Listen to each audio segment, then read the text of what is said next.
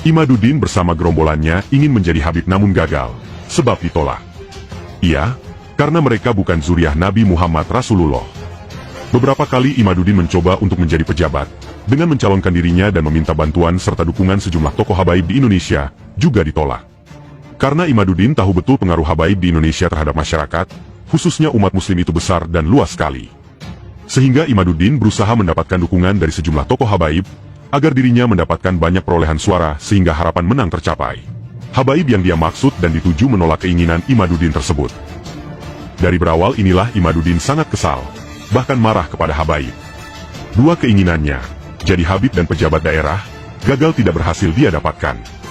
Makanya Imaduddin lantas memunculkan isu tesis, dan menyerang nasab Ba'alawi serta habaib. Balas dendam Imaduddin sudah direncanakan sejak jauh-jauh hari, dan dirancang sedemikian rupa terstruktur sistematis. Sebelum Imaduddin melakukan itu, dia mencari orang-orang yang sama nasibnya seperti dirinya itu. Dirangkul didekatilah mereka, dan akhirnya bersatu. Imaduddin yang maju terdepan dengan tesis sampahnya itu, kawan-kawan yang lainnya berada di belakang dia menjadi tim hore yang menggonggong di semua media sosial, khususnya Facebook. Segala macam cara Imaduddin dan juga para gerombolannya terus dilakukan. Satu demi satu masalah dan isu dimunculkan, dengan judul masih yang sama, nasab. Ditolak secara tegas keinginannya menjadi Habib oleh pihak Robitoh Alawiyah, atau RA. Makanya lembaga pencatatan nasab itu pun tidak lepas diserang dan difitnah habis-habisan. Kemudian Imaduddin bersama gerombolannya itu setelah ditolak jadi Habib oleh RA, mereka lari ke Wali Songo, dan membentuk sebuah kelompok kecil yang mengatasnamakan Wali Songo dan lembaga nasabnya. Dibuatlah banyak catatan-catatan palsu tentang nasab dan sejarah yang berkaitan dengan Wali Songo, yang kemudian ada dikaitkan dihubungkan dengan pribadi mereka, silsilahnya. Dan mereka juga tidak lepas membawa isu sektarian juga Nusantara, untuk menyerang siapa saja yang bertolak belakang berseberangan dengan misi visi keinginan mereka.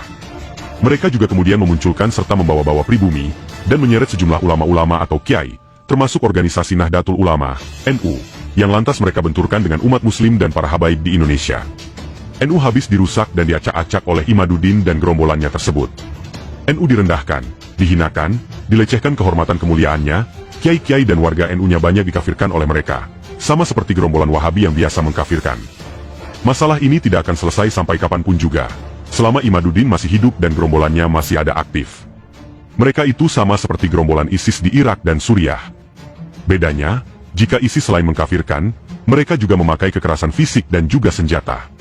Imaduddin serta gerombolannya tidak, hanya dengan kata-kata ucapan kalimat saja, namun sama-sama mengkafirkan, menyerang umat muslim dengan ucapan dan fitnah.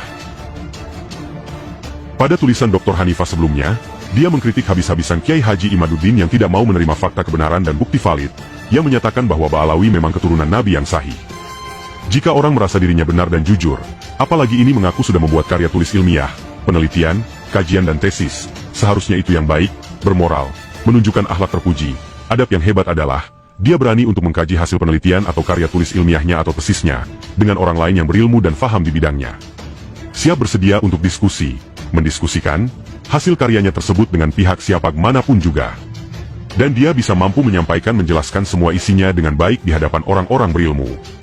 Tapi kalau orang tersebut justru sebaliknya, dia malah kabur terus, menghindar dari orang-orang yang faham di bidangnya dan yang berilmu.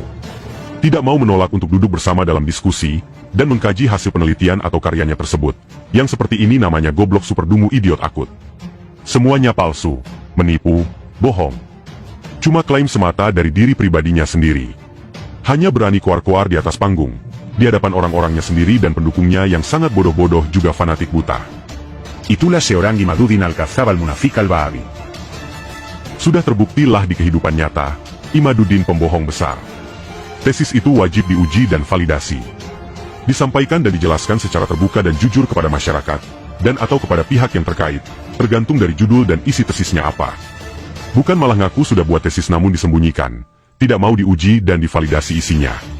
Dalam dunia pendidikan serta penelitian, tidak ada yang semacam itu. Semua harus terbuka dan disampaikan, diuji dibahas bersama orang-orang yang berhak atasnya. Kebenaran itu bukan kata menurut dirinya secara pribadi, akan tetapi harus dari pendapat juga penilaian orang-orang lainnya. Hanya orang gila dan dungu idiot akut yang percaya begitu saja kepada Imaduddin, juga tesisnya tersebut. Makanya pantaslah jika pihak Ba'alawi, para habaib juga Robitoh Alawiyah tidak mau menanggapi Imaduddin dan tesisnya. Sampah itu tidak perlu ditanggapi serius, apalagi harus dilawan dengan antitesis.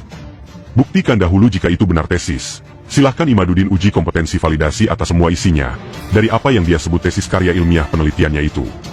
Sampai mati juga itu si Imaduddin tidak akan pernah mau dan tak akan berani melakukannya. Sebab dalam hatinya dia berkata sendiri jujur mengakui, bahwa itu bukanlah tesis, namun hanya tulisan biasa yang hasil dari menyalin atau copy paste dari internet, tapi si Imaduddin gengsi besar. Orang-orang yang pintar cerdas, hanya akan menertawakan si Imaduddin dan tesis sampahnya tersebut. Sangat tercela dan hina itu si Imaduddin di hadapan orang-orang berilmu. Saya pribadi saja menertawakan itu, dan berani mengatakan tesis sampah. Apanya yang ilmiah dan Ibu, bapak, punya keluarga yang sudah meninggal. Saya yang tanggung jawab. Saya yang tanggung jawab dunia akhirat. Mas Kodi inna rahmatan kalima fi inna kalima malaikat maut. Nukar nakir al-kuli inna rahmatan dunia wal akhirat. Gufron. Insya Allah. Yang penting kita istiqomah.